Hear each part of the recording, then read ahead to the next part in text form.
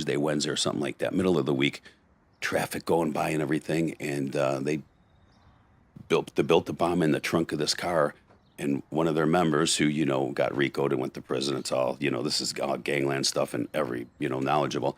He drove the car and blocked the front door of the clubhouse because they thought people were in the clubhouse because there was some cars out in front. There was a member from Minnesota with his girl visiting, but they were sightseeing at the time.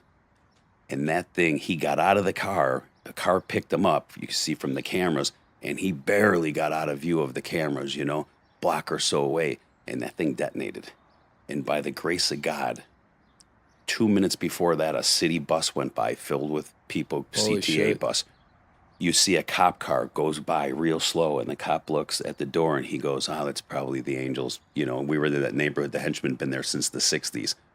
That's probably the Angels moving something. I mean, if he would have stopped and got out, nobody would have lived through this. So that bomb goes off, it blasts down, and it blew a 5, 6, 7 foot hole in the ground. They found the VIN number a mile away, right? Holy When fuck. the ATF gets in there and does their investigation.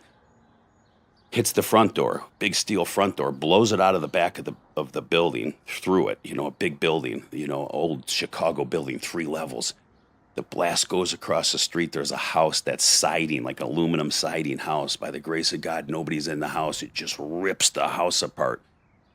Nobody gets hurt. Knocks all the lights out on for blocks around. I mean, just turmoil, right?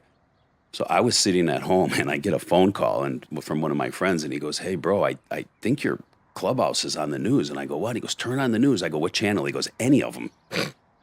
And I turn on the news and I look, and I'm just seeing the city, the block, but with no lights. The car pieces, infernos on the streets, and I think we seen it in the sizzle reel of that, where the guy was out there from the news and stuff like that.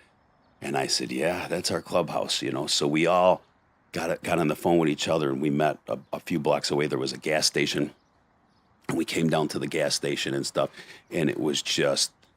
It was so crowded. It was like if you were there signing autographs, the place was just jammed with people because they had everything shut off. Nobody could get near it, right? So we were all in the gas station. We're like, "Man, what happened here?" Right? And the neighbors are like, "Man, an explosion went off on Grand Avenue," right?